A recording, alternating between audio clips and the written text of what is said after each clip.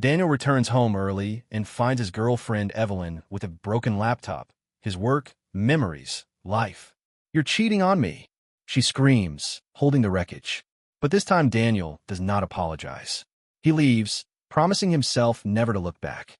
3 months later, Evelyn sees him happy and free, and her world collapses. Will she be able to regain control, or will Daniel finally break out of her toxic nets? Daniel Garcia parked his pickup in the driveway of his Austin bungalow, the engine ticking as it cooled under the Texas dusk. He'd spent 10 hours at Bright Tech, scrutinizing circuit boards for defects, his eyes burning from the precision work. All he wanted was a cold beer and a quiet evening. But the moment he stepped inside, the air felt charged, like the calm before a storm.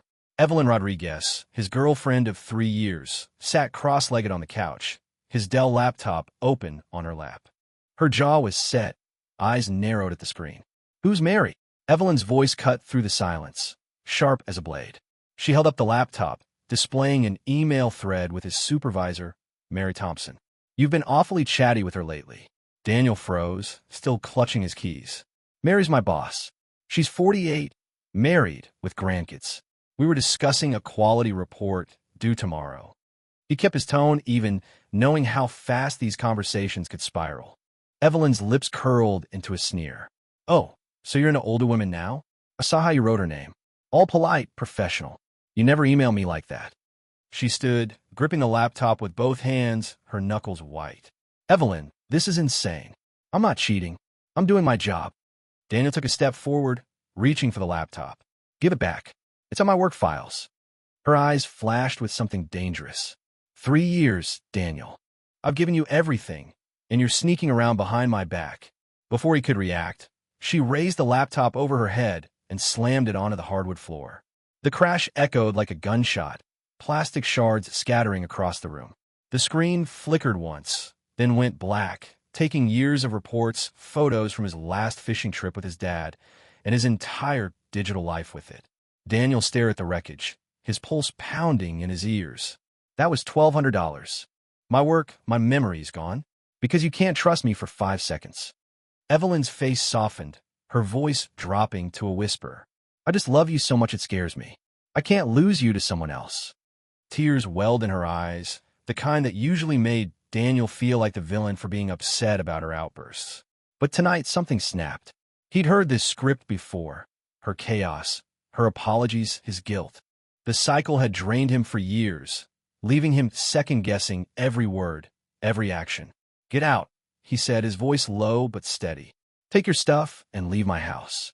Evelyn's tears stopped like a faucet turned off. "What? You're throwing me out over a stupid laptop? I'll pay for it, Daniel. I'm sorry, okay?" She stepped closer, reaching for his arm. He pulled away, grabbing his jacket from the chair. "This isn't about the laptop. It's about you breaking my things, my phone last month, my fishing rod before that. Every time you invent a problem. I'm done." He walked to the door, ignoring her pleas trailing behind him. "You'll come back," she shouted as he stepped outside. "You always do." Daniel climbed into his truck, the engine roaring to life. He sat there for a moment, her words ringing in his ears. She expected him to turn around, apologize, and beg her to stay, just like every other fight. Instead, he shifted into gear and drove toward Austin's REI store, the neon sign glowing in the distance. He'd loved motorcycle rides in college, the open road clearing his mind. Evelyn had called them a waste of time, a way to escape her. Tonight, he was done letting her control his choices. Inside REI, the store buzzed with people planning adventures. Daniel approached the counter, his heart lighter with every step. "I'd like to join the motorcycle club," he told the clerk, a young woman with a friendly smile. "Awesome. We ride every Saturday at 8 a.m., different routes around Austin. All skill levels welcome." She handed him a form, and as he filled it out, his phone vibrated with Evelyn's texts. 6 in a row, escalating from apologies to accusations. He powered it off, the silence freeing. For the first time in years, he'd made a decision for himself. Saturday morning, Daniel arrived at Zilker Park for the club's meetup, his old Kawasaki humming beneath him. The group of 15 riders ranged from 20-somethings to retirees, their bikes lined up like a promise of freedom. Sofia Alvarez, a veterinarian with a quick laugh and worn-in riding boots, introduced herself. First time with us? She asked, adjusting her helmet. Yeah, I'm Daniel. Used to ride a lot, but life got in the way. He didn't mention Evelyn, didn't need to.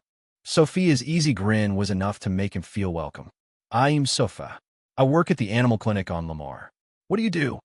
Her question carried no judgment, just curiosity. Quality engineer at Bright Tech. I catch defects in tech before it ships. Not glamorous, but I like solving problems. He braced for a dismissive response, the kind Evelyn would have given. Sounds like you've got an eye for detail. That's cool. Sophia's sincerity caught him off guard.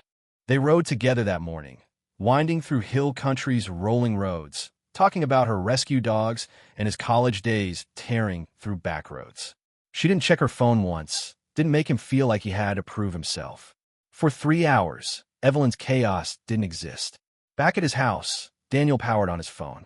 20 missed calls, 52 texts, and a voicemail from Evelyn, her voice a mix of sobs and venom. You're hiking with some slut you met online, aren't you? If you love me, you come home right now. He deleted the message, her words bouncing off him like rain on a windshield. Then he texted Sophia. Thanks for today. Next ride's on me.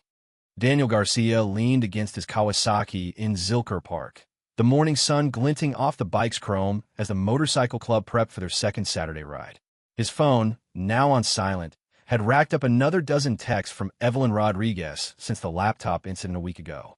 Her messages oscillated between pleas for reconciliation and veiled threats, but Daniel ignored them, focusing on the open road ahead. Sofia Alvarez revved her bike beside him, her enthusiasm infectious. Ready for Barton Creek today? She asked, securing her helmet. Born ready, Daniel replied, grateful for the distraction. They tore through Austin's winding trails, the group's laughter cutting through the engine roars. Sophia shared stories of saving injured strays at her clinic, her passion making Daniel feel lighter than he had in years. By the ride's end, he'd forgotten Evelyn's existence for hours, a new record.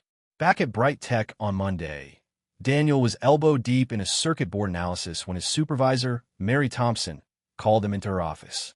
Her usual warmth was gone, replaced by a clipped professionalism.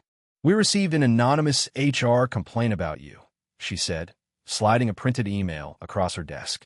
It claims you've been making inappropriate comments about female colleagues and creating a hostile environment. Daniel's stomach dropped. That's not true, Mary. You know I keep to myself here. He scanned the email, noting specific details, his truck's description, his work schedule, even a mention of erratic behavior tied to personal issues. The precision screamed Evelyn. I believe you, Mary said, but I have to investigate. The caller mentioned personal problems affecting her work. Anything I should know? Daniel hesitated, then laid it out. My ex, Evelyn, has been harassing me since I ended things last week. She smashed my laptop over a baseless cheating accusation. This feels like her escalating. Mary nodded, her expression softening. Document everything. If this is her, we'll handle it. Daniel left her office, his mind racing. Evelyn's tactics were no longer just personal. They were threatening his career. That evening, Daniel's phone buzzed with a call from a number he didn't recognize. He answered cautiously. Daniel, it's Mike, Evelyn's ex before you, the voice said, tense but steady. We need to talk. They met at a quiet coffee shop on South Congress, where Mike, a wiry IT consultant, slid a folder across the table. She did the same to me. Accused me of cheating, monitored my emails, even called my boss with lies to get me fired. Daniel flipped through screenshots of Evelyn's texts to Mike. Threats to ruin his reputation, fake sob stories sent to his family. She slashed my tires when I blocked her, Mike added. Took a restraining order to stop her. She's got a pattern, man. Why reach out now? Daniel asked, gripping his coffee mug. Saw her posts online, painting you as the bad guy. Same script she used on me. Figured you deserved a heads up. Mike's warning hit hard. Evelyn wasn't just unhinged. She was methodical. The next morning, Daniel's mother called, her voice shaky. Honey, your friend Evelyn messaged me on Facebook. She says you're spiraling, drinking too much, maybe even dangerous. Is something wrong? Daniel clenched his jaw. Mom, Evelyn's my ex. She's lying to manipulate you. Block her, please. He spent an hour calming her, then found similar messages sent to his sister and cousin. Evelyn was weaponizing his family, spinning a narrative of his supposed breakdown. By Wednesday, Evelyn's harassment intensified. Daniel arrived at Bright Tech to find his truck's hood keyed with jagged scratches. Security footage from the parking lot showed a figure matching Evelyn's build, hooded, circling his vehicle at midnight. He forwarded the video to Mary, who promised to escalate it to HR and the police. "This is beyond a breakup," she said. "We're filing a vandalism report." That night, Daniel met Sophia for tacos at a food truck park, needing normalcy. "Rough week?" she asked, reading his tension as they sat at a picnic table. "My ex is trying to tank my life," he admitted, explaining the HR complaint and the truck. "She's even dragging my family into it." Sophia's eyes narrowed with concern, not judgment. "That's not love. That's control. You're doing the right thing by pushing back." Her support, free of demands, felt like a lifeline. Friday brought a new low. Daniel's phone pinged with a text from an unknown number, a grainy ultrasound image with a medical header, claiming Evelyn was 8 weeks pregnant. "It's yours, Daniel. Don't abandon us," the accompanying message read. His heart raced for a moment, until logic kicked in. They'd always used protection, and the timing was suspiciously convenient, aligning with their final fight. He forwarded the image to his sister Rachel, a nurse at a local women's clinic. Her reply came fast. "These are stock photos from a medical site. The header's fake. No clinic in Austin uses that format." Relief mixed with fury. Evelyn's lies were getting bolder, more desperate. Daniel called Mike, who wasn't surprised. "She faked a pregnancy scare with me too," he said. "Sent me doctored images to guilt me into staying. Get a lawyer, Daniel. She won't stop." Saturday's motorcycle ride offered brief escape. Sophia led the group through a rugged trail near Lake Travis, her confidence on the bike inspiring Daniel to keep up. Over lunch at a roadside diner, she suggested, "You should file a police report. Show them Rachel's proof and the footage. Don't let her control the narrative." Daniel nodded, her clarity grounding him. That afternoon, he met with Officer Lopez at the Austin PD, presenting the fake ultrasound, the key truck video, and Mike's folder of evidence. Lopez's expression hardened. "This is stalking behavior. We'll issue a no-contact order and investigate further." As Daniel drove home, his phone stayed quiet for the first time in days. But he knew Evelyn wouldn't back down easily. Her patterns, as Mike described, were too calculated, too ingrained. Yet with Sophia's support, Mike's warnings, and the police on his side, Daniel felt a flicker of control returning. He wasn't just surviving Evelyn's chaos anymore. He was fighting back. Daniel Garcia gripped the handlebars of his Kawasaki, navigating the winding roads of hill country with a motorcycle club. The Saturday ride, his third with Sofia Alvarez and the group, offered a brief escape from Evelyn Rodriguez's relentless campaign. Her fake ultrasound and the key truck had already pushed him to file a no-contact order. But Daniel sensed her next move would be bigger. His phone, now set to block unknown numbers, stayed quiet as he rode, the roar of engines drowning out his lingering unease. Back at Bright Tech on Monday, Mary Thompson waved him into her office with a grim look. "The HR investigation's closed," she said. "Security footage and your documentation cleared you. But someone called the hotline again, claiming you're harassing female coworkers. They mentioned your recent instability after a breakup." Daniel's jaw tightened. "It's Evelyn again. She's trying to get me fired." He handed Mary a USB drive with Officer Lopez's report, the fake ultrasound debunked by his sister Rachel, and the parking lot video. "She's escalating because I cut contact." Mary scanned the files, her expression hardening. "This is serious. I'm forwarding this to corporate security and the police. You focus on your work, we've got your back." Her support steadied him, but the threat to his job stung. Evelyn wasn't just attacking him. She was targeting his livelihood. That evening, Daniel's phone rang with a call from his cousin, Luis. "Man, Evelyn showed up at my bar last night," Luis said, voice tense. "She was telling everyone you're dodging responsibility for her pregnancy. Said you're a deadbeat who left her alone. I kicked her out, but she caused a scene." Daniel's blood ran cold. Evelyn was now spreading lies in public, weaponizing her fake pregnancy to ruin his reputation. "She's not pregnant," he told Luis. "Rachel proved the ultrasound was fake. I've got a restraining order. She's breaking it." Luis promised to spread the word among family to ignore Evelyn's claims. But the next morning, Daniel's mother called in a panic. "Evelyn sent me a letter," she said, her voice trembling. It's got text message screenshots where you sound suicidal. She says you need help, and I should make you talk to her. Daniel drove to his mother's house, finding her clutching a printed letter with forged texts, time-stamped to look recent. Mom, these are fabricated. I'm fine, happier than I've been in years. She's manipulating you to get to me. He helped her file a police report, adding the letter to the growing evidence against Evelyn. Wednesday brought a new shock. Daniel arrived at Bright Tech to find an email from HR. Evelyn had called again, this time claiming she had proof of Daniel's threatening behavior toward her. Attached were audio clips, distorted snippets of his voice pieced together to sound like he was yelling at her. Daniel recognized fragments from old voicemails he'd left about work schedules, edited to paint him as aggressive. He forwarded the email to Officer Lopez, who confirmed the clips were manipulated. This is evidence tampering, Lopez said. We're building a strong case. That night, Sophia invited Daniel to her animal clinic after hours to help with a stray dog she'd rescued. As they bandaged the pup's paw, she noticed his distraction. Evelyn's still at it. Huh, she asked, her voice gentle but firm. She's faking audio now, trying to make me look violent, Daniel said, wrapping gauze. She's hitting every angle. My job, my family, my reputation. Sophia set down her tools, meeting his eyes. You're stronger than her chaos. Keep documenting, keep the police involved. She can't control you if you don't let her. Her words, practical yet unwavering, gave him clarity. He wasn't alone in this fight. Friday morning, Daniel's phone lit up with a text from Mike. Evelyn's ex, check her Instagram. She's posting about you.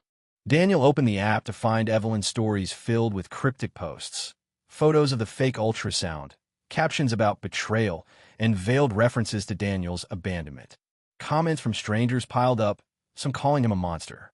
Furious, he screenshotted everything and sent it to Lopez, who added it to the stalking charges. The breaking point came Saturday night. Daniel was at Sophia's apartment, sharing takeout and planning their next ride, when his phone rang. His grandmother, Maria, in tears. Evelyn's outside my house, banging on the door, she said. She's screaming that you got her pregnant and won't take responsibility. I am scared, Mia. Daniel grabbed his keys, adrenaline surging. Lock the doors, Grandma. Call 911. I'm on my way. He called Lopez en route, who dispatched officers to Maria's house. The 20-minute drive felt endless, Evelyn's muffled shouts audible through the phone. When Daniel arrived, 2 police cars were parked outside, lights flashing. Evelyn stood handcuffed, still yelling about her baby, as officers led her to a cruiser. Officer Lopez approached Daniel. She violated the no-contact order and trespassed on private property. When we arrested her, she claimed you're causing her stress to harm her pregnancy. We need your sister's documentation on that fake ultrasound. Daniel handed over Rachel's email, detailing the stock photo origins. Lopez shook his head. This is obsessive. She's facing multiple charges now: stalking, harassment, evidence tampering. Get a restraining order for your grandmother, too. As the police drove off with Evelyn, Maria emerged, shaken but unharmed. She seemed so convincing, she said. Kept saying you'd abandoned your child. She's lying to control me, Daniel said, hugging her. I'm sorry she dragged you into this. He stayed until a locksmith arrived to secure Maria's house, his resolve hardening. Evelyn's escalation had crossed every line, but her arrest felt like the first real victory. Sunday, Daniel met Mike at a diner to debrief. Mike pulled out his phone, showing a timeline he'd built of Evelyn's past relationships. She did this to me, to a guy named Jake before me, and another named Brett. Same tactics: fake crises, public shaming, threats to jobs and families. You're not alone. Daniel studied the timeline, stunned by the patterns spanning 7 years. She's not just toxic, she's predatory. With Mike's evidence, Sophia's support, and the police on his side, Daniel felt ready to face whatever Evelyn tried next. Her chaos was unraveling, and he was done being her pawn.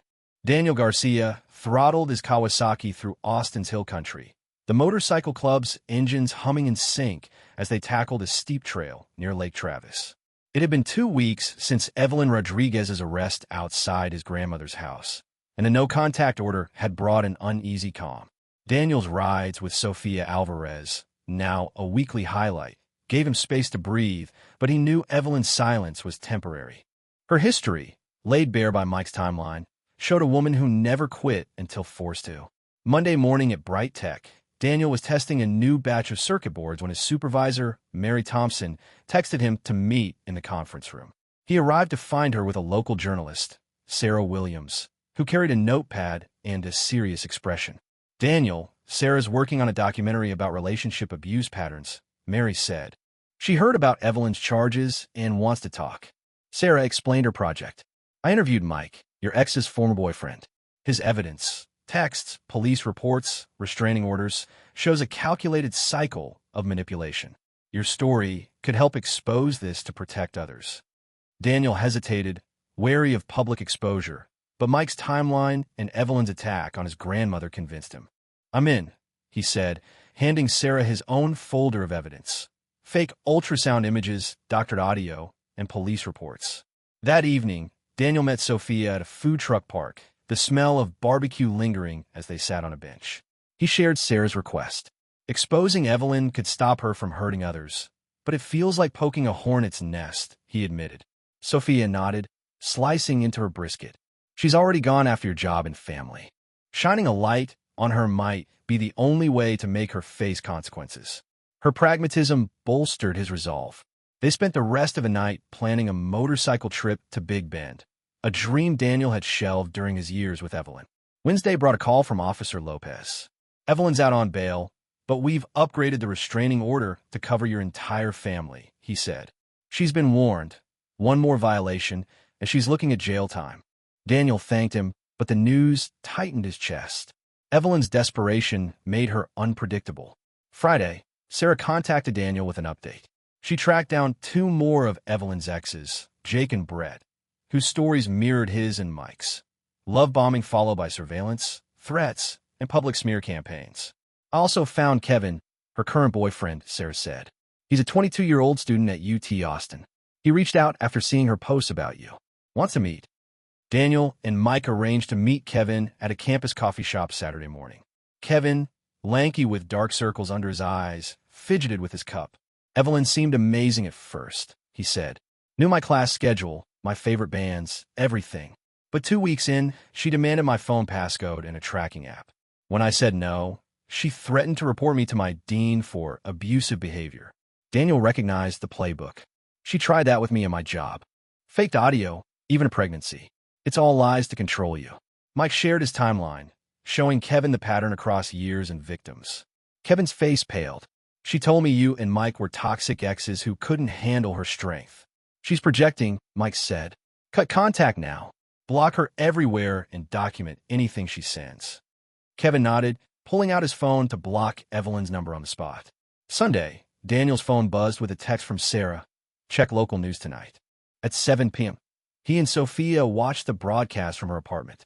Sarah's documentary preview aired, detailing Evelyn's tactics, emotional manipulation, fabricated crises, career sabotage, backed by interviews with Jake and Brett. Kevin's segment, anonymized, described his escape after 3 weeks. The segment ended with a teaser. Next month, we'll reveal the full scope of one woman's predatory behavior. By Monday, Evelyn's dental practice was flooded with calls from patients who'd seen the preview. Her supervisor placed her on unpaid leave, citing professional conduct concerns. Daniel learned this from Mike, who'd been contacted by one of Evelyn's co-workers. She's unraveling, Mike said over the phone. Her colleagues are distancing themselves. Tuesday, Daniel's sister Rachel called with news. Evelyn's sister, Lisa, reached out to me. Their family saw the preview and confronted Evelyn. They're cutting her off unless she gets serious therapy. Daniel felt a flicker of hope, not for Evelyn, but for the possibility that her family's intervention might force accountability. Wednesday evening, Daniel and Sophia rode to a quiet overlook near Mount Bonnell. As they watched the city lights, she took his hand. You're free from her now, she said. Not just because of the police or the documentary, but because you chose yourself. Her words hit deep, cementing the trust growing between them. Thursday, Kevin texted Daniel. Evelyn tried contacting me through a fake account. I sent it to Sarah and the police. Daniel forwarded the message to Lopez, who confirmed Evelyn's actions violated her bail conditions. She's looking at real consequences now, Lopez said. Possibly months behind bars. Friday, Sarah met Daniel at Bright Tech with a final update. The documentary's full release is next week. It's already getting traction with domestic violence groups. You, Mike, Kevin, your stories are making a difference. Daniel felt a weight lift. Exposing Evelyn wasn't revenge. It was justice, a way to protect others from her cycle. As he rode home, the Texas sky stretched wide above. Evelyn's chaos, once a suffocating cage, was now just a fading echo. With Sophia, Mike, and a growing network of allies, Daniel was rebuilding his life, one choice at a time. Daniel Garcia stood at the edge of Big Bend National Park, his Kawasaki parked beside Sofia Alvarez's bike as they prepped for a weekend ride through desert trails. 3 months had passed since Evelyn Rodriguez's bail violation landed her in deeper legal trouble, and the release of Sarah Williams' documentary, The Pattern, had shifted Daniel's world. The film, now circulating among advocacy groups, exposed Evelyn's decade-long cycle of manipulation, giving Daniel, Mike, and others a platform to reclaim their narratives. Today's ride marked a milestone, Daniel's first trip free of Evelyn's shadow. Monday morning, Daniel was back at Bright Tech, presenting a new quality control protocol to his team. Mary Thompson pulled him aside after the meeting. "You've been killing it lately," she said. "Corporate's offering you a lead engineer role. Interested?" Daniel accepted, the promotion a tangible reward for reclaiming his focus. Evelyn's attempts to sabotage his career had failed, and his work ethic had shown through. That evening, Sophia invited Daniel to her animal clinic to meet a litter of rescued kittens. As they fed the tiny creatures, she mentioned a call from Sarah. "The documentary's been picked up by a national network," she said. "They're planning a follow-up with you, Mike and Kevin." Daniel agreed to participate, seeing it as a chance to amplify the warning about predators like Evelyn. Tuesday, Mike texted Daniel with news from a mutual contact. Evelyn's dental practice had terminated her employment after patients canceled appointments, citing her behavior in the documentary. Her family, led by her sister Lisa, had enforced their ultimatum: therapy or estrangement. Lisa had called Mike to apologize, admitting they believed Evelyn's victim stories for years. "She's in intensive counseling now," Lisa had said. "It's rough, but she's starting to own her actions." Wednesday, Daniel met Kevin at a UT Austin study lounge. The 22-year-old student, now free of Evelyn's grip, had transferred to a better program and was thriving. "I owe you and Mike," Kevin said, flipping through a marketing textbook. "If you hadn't warned me, I'd be stuck in her cycle." Daniel shared his own relief, noting how Kevin's quick escape had inspired him to keep fighting. Kevin revealed he'd joined a campus group, raising awareness about toxic relationships, using his story to help others. Thursday night, Daniel and Sophia planned their wedding at a picnic table outside a taco truck, sketching a simple ceremony at Zilker Park, where their motorcycle club first bonded. Sophia suggested inviting the club, making it a celebration of their new community. "No drama, just people who get us," she said, her hand resting on his. Daniel nodded, struck by how effortless trust felt with her. No tests, no ultimatums. Friday, Sarah emailed Daniel a draft of the documentary's follow-up segment. It featured Lisa, who spoke candidly about Evelyn's therapy progress. "She's confronting her need for control," Lisa said on camera. "It's a long road, but she's taking responsibility." The segment also highlighted Daniel's promotion, Kevin's advocacy, and Mike's new relationship with a teacher who respected his boundaries. Daniel approved the draft, feeling closure in seeing Evelyn's accountability begin. Saturday, the motorcycle club gathered at Zilker for a group ride, but Daniel had a surprise. As they parked near Barton Springs, he turned to Sophia, pulling a small ring box from his jacket. "Sophia Alvarez," he said, dropping to one knee, "will you build a life with me, riding wherever the road takes us?" The club erupted in cheers as Sophia said yes, her laughter echoing through the park. Mike, now a close friend, clapped Daniel on the back, while Kevin read a short poem about finding freedom after chaos. Sunday, Daniel got a call from Officer Lopez. "Evelyn's plea deal includes mandatory therapy and community service," he said. "She's moving to Colorado for a fresh start, under strict probation." Daniel thanked him, relieved that legal consequences had finally curbed her behavior. He hoped she'd find a healthier path, but her future was no longer his burden.